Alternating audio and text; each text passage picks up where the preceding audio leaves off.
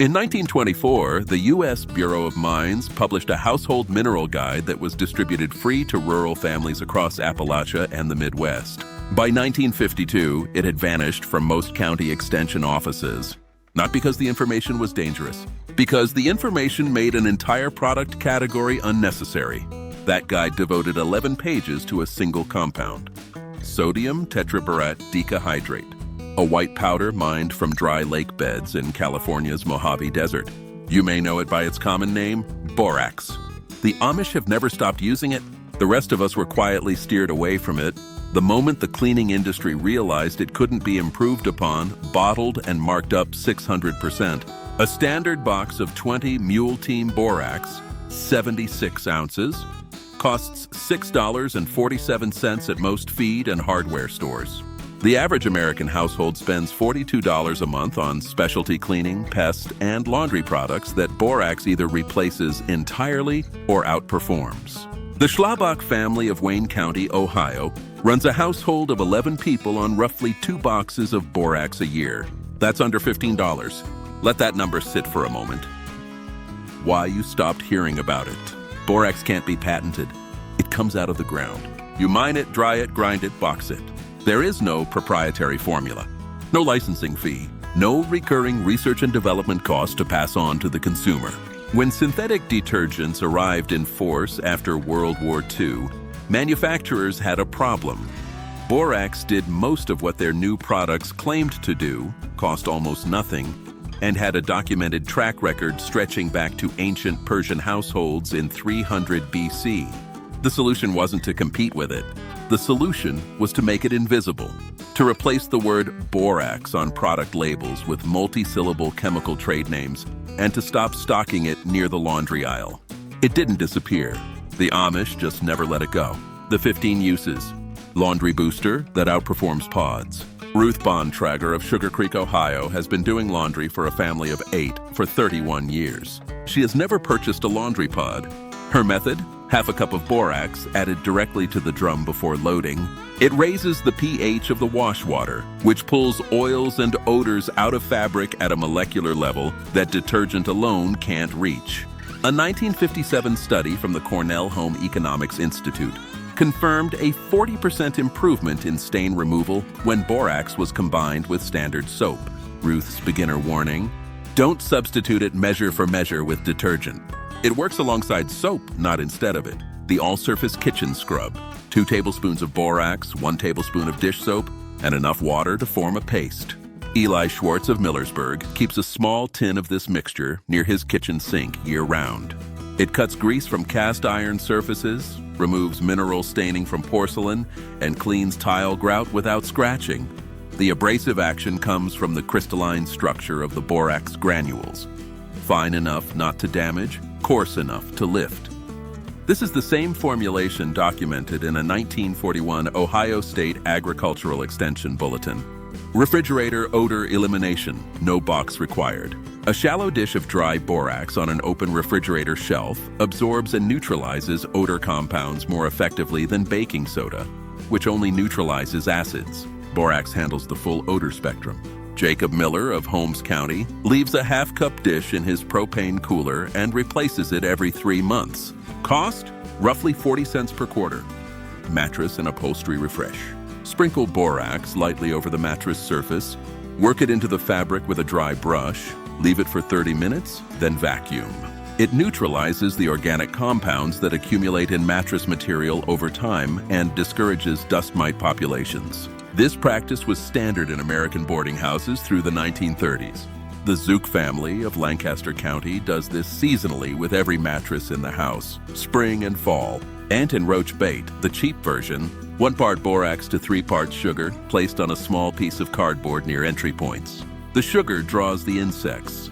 The borax disrupts their digestive system. It works within 24 to 72 hours. This is functionally identical to commercial ant bait gels sold for $8 to $14 per small container. The active ingredient in most of those products is borax. Amos Yoder of Geauga County, Ohio, uses this method in his outbuildings and barn every spring. 1 box of borax makes enough bait to treat an entire property dozens of times over. Drain maintenance? Half a cup of borax poured into a slow drain, followed by 2 cups of boiling water, left to sit for 15 minutes. It dissolves the soap and grease buildup that accumulates along pipe walls before it becomes a full clog. The Amish have used this as a monthly maintenance step, not a last resort, for generations. Compare that to a bottle of commercial drain opener at $9, which contains corrosive acids that degrade older pipe fittings over time. Garden micronutrient supplement. Boron is an essential micronutrient for root development, fruit set, and cell wall formation in plants. Many soils, particularly in the Northeast and Pacific Northwest, are chronically boron deficient. A solution of 1 tablespoon of borax dissolved in 5 gallons of water, applied once per growing season, corrects this deficiency. The USDA documented boron deficiency as a primary driver of hollow heart in beets and internal browning in cauliflower in a 1938 agricultural report. Mary Troyer of Elkhart County, Indiana, applies this to her vegetable rows every May. She has not lost a brassica crop to internal browning in over 15 years. Rust inhibitor for tools. A paste of borax and petroleum jelly applied to iron and steel tool surfaces before storage creates a moisture barrier that prevents oxidation. Wipe on, wipe off before use. Levi Beachy of Tuscarawas County keeps a tin of this mixture in his tool shed and credits it with extending the life of his hand tools by decades. Commercial rust inhibitor sprays run $7 to $12 per can. Levi's annual cost, under $2.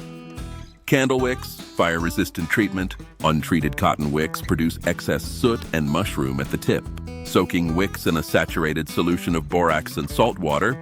3 tablespoons borax, 2 tablespoons salt, 1 cup water for 24 hours, then drying completely, results in a cleaner, more consistent burn. This technique was documented in a 1903 Pennsylvania German household manual. The Hostetler family of Shipshewana, Indiana, makes their own candles this way and reports wick life extending from roughly 4 hours to well over 7. Soft water conversion for hard water households.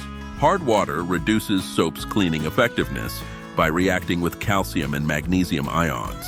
Adding 2 tablespoons of borax per gallon of cleaning water softens it chemically, restoring full lather and cleaning power. This is documented in a 1919 U.S. Navy cleaning manual developed for ships operating in mineral-rich port waters. In hard water regions like central Ohio and western Pennsylvania, this alone can cut soap and detergent usage by 30%. Weed killer for cracks and walkways. A 10% solution of borax in water, roughly 10 tablespoons per gallon, applied directly to weeds growing through concrete or gravel, kills them without the residual soil contamination associated with glyphosate-based herbicides. It remains in the soil for a short time before breaking down. Sarah Hochstetler of Charm, Ohio, uses this along her stone pathways each spring and fall. It does not, however, discriminate. Don't apply it near the root zones of garden plants or trees. Foot soak for odor and fungal issues. 2 tablespoons of borax in a warm water foot basin, soaked for 20 minutes. The alkaline environment is inhospitable to the fungi responsible for athlete's foot and general odor. This was listed as a home remedy in the 1931 edition of the People's Home Medical Book by T.J. Ritter. The Yoder family of Sugarcreek uses a variation of this during canning season, when wet boots are a daily reality. Wool and natural fiber moth deterrent. A light dusting of borax inside the storage layers of folded wool, shaken out before use, deters clothes moths without the naphthalene toxicity of mothballs. This was standard practice in dry goods storage well into the 1940s. Fanny Graber of Arthur, Illinois, still stores her family's winter woolens this way every May, packed in cedar-lined drawers with a light borax dusting between layers. Silver and copper cleaning paste. Equal parts borax and lemon juice form a mild acid and abrasive paste that removes tarnish from silver and copper without the toxic compounds in commercial polishes. Apply, let sit for 2 minutes, buff with a dry cloth. Documented in an 1887 household chemistry guide published by the Philadelphia Society of Domestic Science. Window and glass cleaner. 2 tablespoons of borax dissolved in 2 cups of warm water, decanted into a spray bottle. It cleans glass streak-free, cuts fingerprint oil, and leaves no residue. The Bontrager family of Goshen, Indiana, has not purchased a glass cleaner in over 20 years. A bottle of commercial glass cleaner runs $4 to $6 and is roughly 98% water with a surfactant. This solution does the same job for pennies. One compound, 15 solutions, under $15 a year. Every one of these methods works because borax is a mild alkali with natural surfactant, antifungal, and mineral buffering properties. Nothing in this video is a secret in the sense that it was hidden.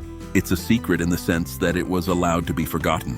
The Amish didn't preserve this knowledge because they distrust science. They preserved it because it worked, it was affordable, and it asked nothing of anyone who couldn't afford to give it. Tell me in the comments, does your family still use borax for anything? Some of the most useful variations I've come across came directly from viewers whose grandmothers never stopped using it. Your knowledge might be exactly what someone else has been looking for.